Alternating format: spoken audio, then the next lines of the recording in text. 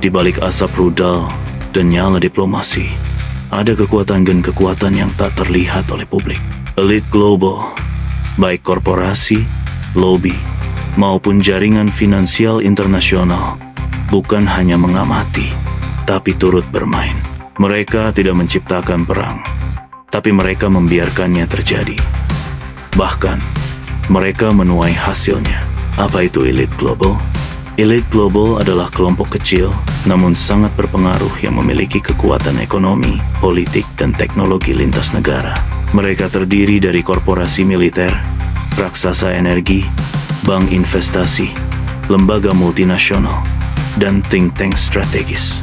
Perusahaan seperti Lockheed Martin, Raytheon, Northrop Grumman, dan Elbit Systems Israel mendapat miliaran dolar kontrak dari ketegangan ini. Setiap misil yang diluncurkan, setiap drone yang diledakkan, ada uang yang mengalir. Tanpa perang, saham mereka turun. Dengan konflik, nilai mereka melonjak. Perang di Timur Tengah berarti harga minyak dunia naik.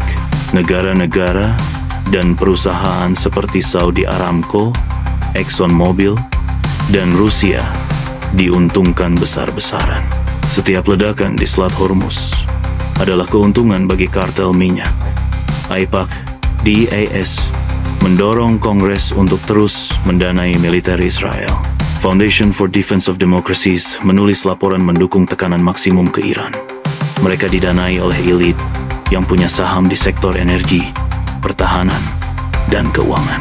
Perusahaan teknologi seperti Palantir, NSO Group, hingga AWS digunakan untuk pengawasan dan perang digital.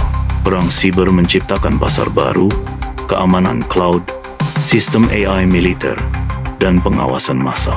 Beberapa analis menyebut strategi ini sebagai controlled chaos, ketidakstabilan yang sengaja dibiarkan agar negara-negara tetap tergantung pada kekuatan global.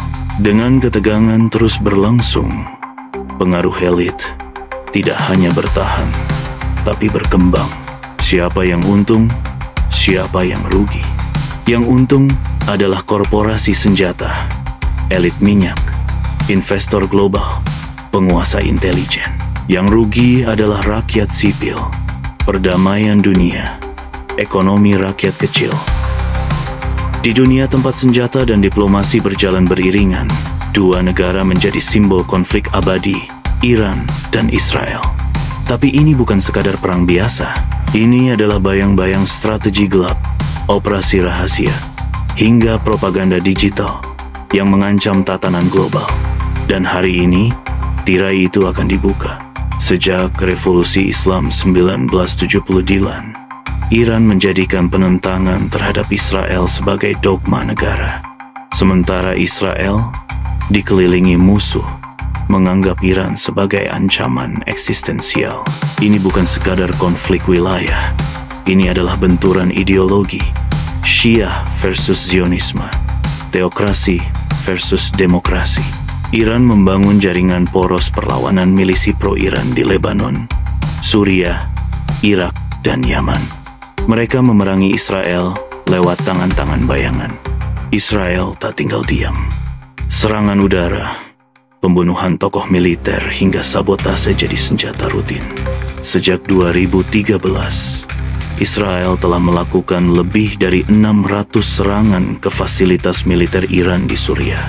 Iran mengklaim program nuklirnya damai, tapi laporan IAEA bocor menyebut pengayaan uranium hingga hanya selangkah dari senjata nuklir.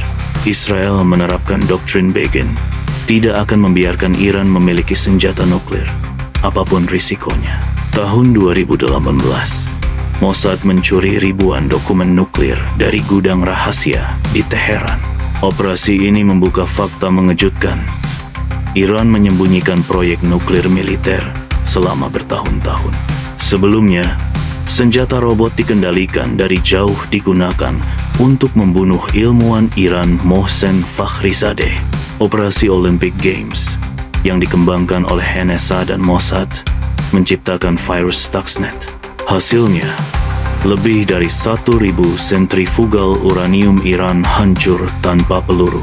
Sejak 2023, perang ini beralih ke dunia maya. Iran menyerang rumah sakit, bandara, dan bank Israel. Balasan datang. Israel menghancurkan exchanger kripto Nobitex dan meretas data pasien Iran. Bocoran dari NSA dan Shadow Brokers menunjukkan peta rencana serangan Israel ke fasilitas Iran. Nama kode, titik koordinat drone, dan lokasi peluncuran rudal terungkap. Sementara itu, dokumen IRGC berjudul Axis of Resistance membuktikan bahwa Iran menyiapkan pengepungan Israel dari 4 arah dalam rencana jangka panjang. Beberapa ledakan, termasuk di pangkalan Parchin dan penjara Evin, dianggap sebagai operasi false flag. Tujuannya menciptakan alasan untuk menyerang balik, membangkitkan simpati, dan memanipulasi opini publik. Iran menggunakan AI presenter palsu untuk menyebarkan propaganda anti-Israel di Barat.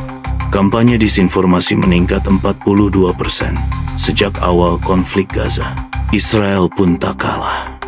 Bot media sosial, pembentukan narasi tandingan, dan pembocoran intelijen ke media Barat menjadi senjata informasi baru.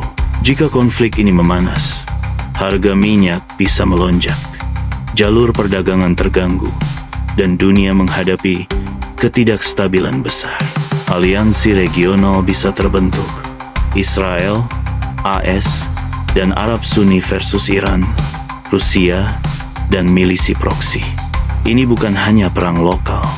Ini bisa jadi awal perang dunia skala baru. Di perang modern, musuh bukan hanya negara, tapi sistem. Dan dalam sistem ini, elit global bukan sekadar pengamat. Mereka adalah pemain utama.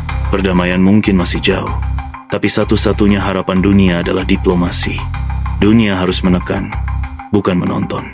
Karena jika konflik ini meledak, bukan hanya Israel dan Iran yang terbakar, tapi kita semua. Pertanyaannya adalah sebelum itu terjadi, apakah kita sudah siap?